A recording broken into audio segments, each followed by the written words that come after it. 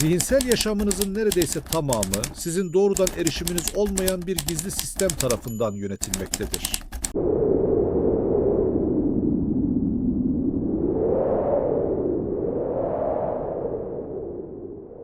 Merhaba, Kitap Kısa Yolu'na hoş geldiniz. Bu videoda ele alacağımız kitap David Eagleman'ın popüler kitabı Incognito olacak. Bu kitap kendimize dair bildiğimiz her şeyi sorgulatan, bizi biz yapan mekanizmaların aslında büyük bir kısmının bizim dışımızda işlediğini kanıtlayan muazzam bir eserdir. David Eagleman, çağdaş nörobilimin en tanınan isimlerinden biridir. Stanford Üniversitesi'nde beyin ve davranış üzerine çalışan bir bilim insanı olmasının yanı sıra, karmaşık bilimsel konuları geniş kitlelere anlatma becerisiyle de bilinir. Incognito, Beynin Gizli Hayatı.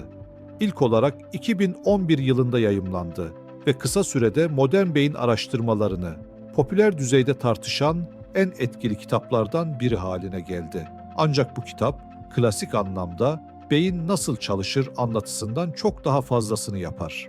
Okuru yalnızca bilgilendirmez, alışkanlıklarını, ahlaki yargılarını ve hatta ben kimim sorusuna verdiği cevapları sarsar. Kitap aslında çok basit ama bir o kadar sarsıcı bir iddia ile kapılarını açıyor.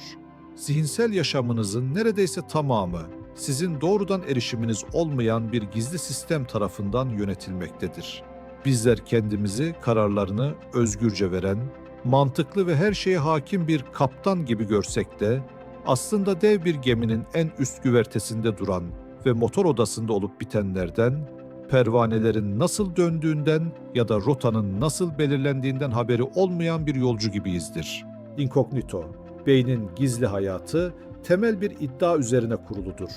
Zihinsel hayatımızın büyük bölümü, farkında olmadığımız süreçler tarafından yönetilir. Bizim bilinç dediğimiz şey, devasa bir sistemin yalnızca küçük ve sınırlı bir parçasıdır. Günlük hayatta kendimizi karar veren, düşünen, tartan bir özne olarak deneyimleriz.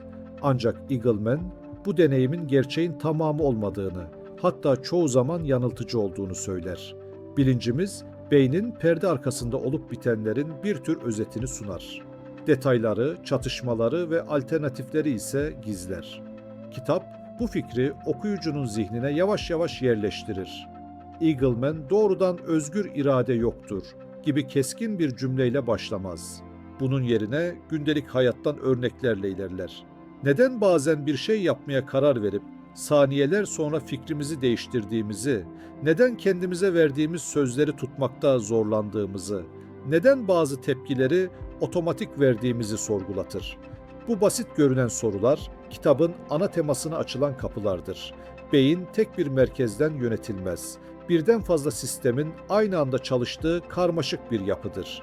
Eagleman, beynin bu yapısını bir tür içsel rekabet alanı olarak tasvir eder. Farklı beyin bölgeleri, farklı zaman ölçeklerinde ve farklı önceliklerle çalışır. Bazıları anlık hazza odaklanır, bazıları uzun vadeli sonuçları hesaba katar, bazıları duygusaldır, bazıları analitiktir. Bizim karar verdim dediğimiz an, aslında bu sistemler arasında yapılan sessiz bir pazarlığın sonucudur. Bilinç, bu pazarlığın yalnızca kazanan tarafını fark eder. Kaybeden dürtüler, bastırılmış düşünceler ve elenmiş seçenekler ise karanlıkta kalır. Beyin ile ilişkimizi büyük bir resim olarak tanımlarsa, bu büyük resmi anlamak için önce algılarımızın ne kadar uydurma olduğuna bakmamız gerekir. Eagleman, görme eyleminin gözlerle değil, beynin arkasındaki devasa bir veri işleme merkeziyle yapıldığını en uç örneklerle anlatır. Gözlerimiz aslında dünyayı bir video kamera gibi net ve kesintisiz çekmez. Sürekli titrer, kör noktaları vardır ve veriler çoğu zaman eksiktir. Ancak biz kesintisiz ve kusursuz bir dünya görürüz. Çünkü beyin, geçmiş deneyimlerinden yola çıkarak o boşlukları adeta bir ressam gibi doldurur. Hatta bazen beyin dışarıdan gelen veriye o kadar az ihtiyaç duyar ki sadece beklentileriyle bir dünya yaratır. Bunun en çarpıcı kanıtı görme engelli bazı hastaların aslında görmediklerini kabul etmemeleri veya halüsinasyon gören insanların yaşadığı gerçeklik hissidir. Buradan çıkaracağımız ders şudur: gerçeklik dediğimiz şey beynimizin bize sunduğu hayatta kalmamız için yeterince iyi olan bir illüzyondur. Algıdaki bu gizlilik hareketlerimize ve öğrenme süreçlerimize de sirayet eder. Bir şeyi ilk kez öğrenirken, örneğin araba sürmek veya bir müzik aleti çalmak, bilincimiz devrededir. Her hareketi düşünür, tartar ve yoruluruz. Ancak bir kez ustalaştığımızda o bilgi inkognito katmanına, yani bilinçaltı otomasyonuna iner. Artık pedallara basarken veya notalara dokunurken düşünmeyiz. Eğer düşünmeye kalkarsak sistem kilitlenir. Eagleman buna uzmanlık felci der. Bir tenisçiye o an topa nasıl vurduğunu sorarsanız, bir sonraki atışta hata yapma ihtimali artar, çünkü bilinci zaten kusursuz işleyen o gizli otomasyonun işine karışmaya çalışmıştır. Bu durum, İnsan beyninin enerjiyi korumak için her şeyi otomatize etme eğiliminde olduğunu ve bilincin aslında sadece yeni ve beklenmedik bir durum olduğunda devreye giren bir alarm sistemi gibi çalıştığını gösterir. Kitap boyunca tekrar vurgulanan bir nokta vardır. Bilinçli deneyim olayların merkezinde değildir. Eagleman, bilincin çoğu zaman geç kaldığını gösteren deneylerden söz eder. İnsanlar bir düğmeye basmaya karar verdiklerini söylediklerinde, beyin taramaları bu kararın izlerinin saniyeler öncesinden görülebildiğini ortaya koyar. Yani beyin, bilinç, ben karar verdim demeden önce harekete geçmiştir. Bu bulgular bilincin aktif bir komutan değil, olup biteni sonradan anlamlandıran bir anlatıcı gibi çalıştığını düşündürür. Bu anlatıcı metaforu kitabın önemli bir parçasıdır. Eagleman'a göre bilinç, beynin ürettiği hikayeleri dinler ve bunları tutarlı bir ben anlatısına dönüştürür. Biz, davranışlarımızın nedenlerini çoğu zaman bu hikayeler üzerinden açıklarız. Oysa bu açıklamalar, gerçek nedenlerin basitleştirilmiş versiyonlarıdır. Beynin bilinçaltı süreçleri çoğu zaman bizim fark edemeyeceğimiz kadar hızlı ve karmaşıktır. Bilinç ise bu karmaşıklığı sadeleştirir, hatta bazen çarpıtır. Kitap bu çerçeveyi ahlak ve hukuk alanına taşıdığında daha da sarsıcı hale gelir. Eagleman, suç ve sorumluluk kavramlarını nörobilim ışığında yeniden düşünmeyi önerir. Beyindeki tümörler, hasarlar ya da kimyasal dengesizlikler kişinin davranışlarını dramatik biçimde değiştirebilir. Daha önce şiddete eğilimi olmayan birinin beynindeki küçük bir değişim sonrası saldırganlaşabildiğini gösteren vakalar anlatılır. Eagleman, Charles Whitman gibi trajik örnekler üzerinden bizi sarsar. Whitman, 1966 yılında bir üniversite kulesine çıkıp onlarca insanı öldürmeden önce bir not bırakmış ve beyninde bir şeylerin değiştiğini hissettiğini, kontrol edemediği dürtülerle boğuştuğunu yazmıştır. Otopsi yapıldığında beyninde duyguları yöneten amigdala bölgesine baskı yapan büyük bir tümör bulunmuştur. Bu durum şu soruyu doğurur: suçlu olan Whitman mıydı yoksa o tümör mü? Eagleman, biyolojimizdeki en ufak bir değişimin, bir tümör, bir ilaç yan etkisi veya bir kimyasal dengesizlik gibi değişimlerin bizi bir gecede bir caniye, bir kumarbaza ya da bir pedofiliye dönüştürebileceğini kanıtlarıyla sunar. Bu, bizim özgür irade dediğimiz o kutsal kavramın ne kadar kırılgan olduğunu ve aslında genetik mirasımız ile çevresel etkilerin oluşturduğu o devasa biyolojik makinenin birer yolcusu olduğumuzu anlatır. Bu örnekler kötü insan kavramını sorgulatır. Eğer davranışlarımız biyolojimizin bir ürünü ise suçluluğu nasıl tanımlamalıyız? Eagleman bu noktada kolay cevaplar sunmaz. Amacı mevcut ceza anlayışını tamamen yıkmak değildir. Ancak cezalandırmaya dayalı sistemlerin sınırlı olduğunu savunur. Bir kişiyi cezalandırmak, eğer o davranışa yol açan nörolojik ya da çevresel faktörler değişmiyorsa sorunu çözmez. Bu nedenle gelecekte hukuk sistemlerinin daha önleyici, daha rehabilite edici bir yapıya evrilmesi gerektiğini öne sürer. Suçun kim yaptığı sorusundan çok, nasıl oldu sorusuyla ele alınması gerektiğini vurgular. Buradan yola çıkarak yazar, mevcut hukuk sisteminin kökten değişmesi gerektiğini savunur. İnsanları suçlu veya kötü diye yaftalayıp cezalandırmak, aslında biyolojik gerçeği görmezden gelmektir. Eagleman'a göre gelecek, suçlu mu değil mi tartışmasından ziyade, bu beyin nasıl rehabilite edilir veya bu kişinin topluma kazandırılması için hangi nörolojik müdahale gereklidir sorularına odaklanmalıdır. Suç, iradenin bir seçimi değil, beynin içindeki rakip takımların dengesinin bozulmasıdır. Beynimiz sürekli çatışan alt sistemlerden oluşur.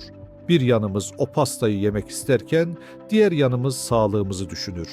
Bir yanımız öfkeyle saldırmak isterken diğer yanımız sosyal sonuçları hesaplar. Ben dediğimiz şey bu iç savaşın o anki galibinden başka bir şey değildir. Bu yüzden bağımlılık bir irade zayıflığı değil, beynin ödül sisteminin bu iç savaşı kaybetmesidir. Kitabın önemli katkılarından biri de empati kavramına getirdiği bakıştır.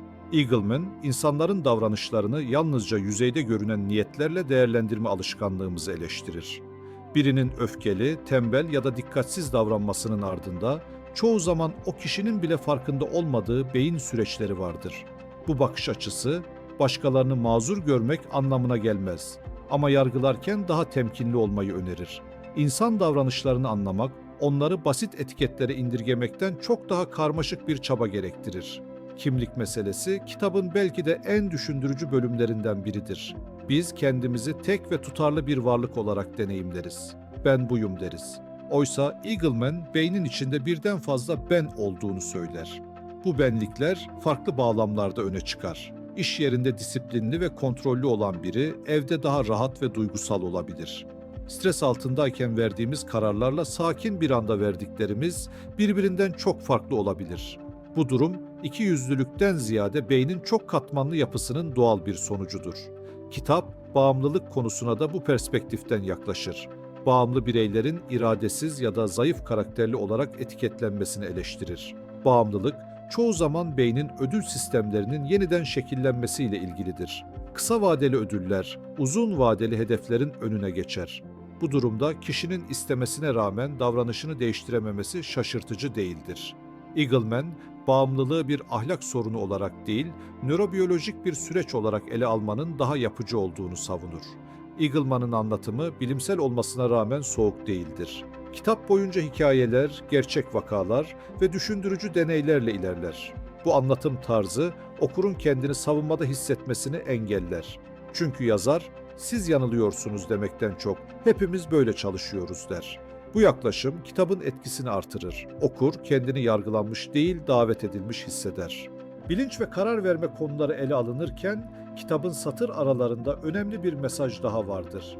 İnsan beyni kusursuz bir makine değildir. Evrimsel süreçler bizi her zaman en mantıklı ya da en doğru kararları verecek şekilde donatmamıştır.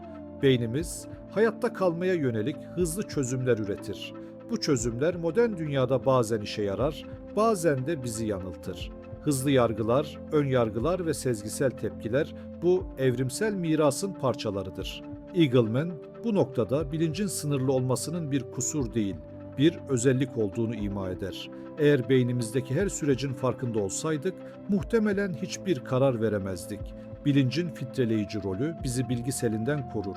Ancak bu filtreleme aynı zamanda kör noktalar yaratır. Kitap, bu kör noktaların farkına varmanın önemini vurgular. Teknoloji ve beyin ilişkisi, kitabın ilerleyen bölümlerinde giderek daha belirgin hale gelir. Eagleman, nöroteknolojilerin gelişmesiyle birlikte beynin işleyişine doğrudan müdahale edilebilecek bir geleceği hayal eder. Hafıza güçlendirme, duysal genişletme ya da kişilik özelliklerini değiştirme gibi ihtimaller, bilim kurgu gibi görünse de tamamen imkansız değildir. Bu ihtimaller beraberinde etik soruları da getirir. Eğer bir davranışı düzeltmek mümkünse, bunu yapmamak bir tercih mi olur, yoksa bir ihmal mi? Bu soruların kesin cevapları yoktur ve Eagleman da bunu kabul eder. Kitabın amacı, geleceğe dair net senaryolar çizmekten çok, okuru bu tartışmalara zihinsel olarak hazırlamaktır. Beyni daha iyi anladıkça insan olmanın sınırları da yeniden tanımlanacaktır.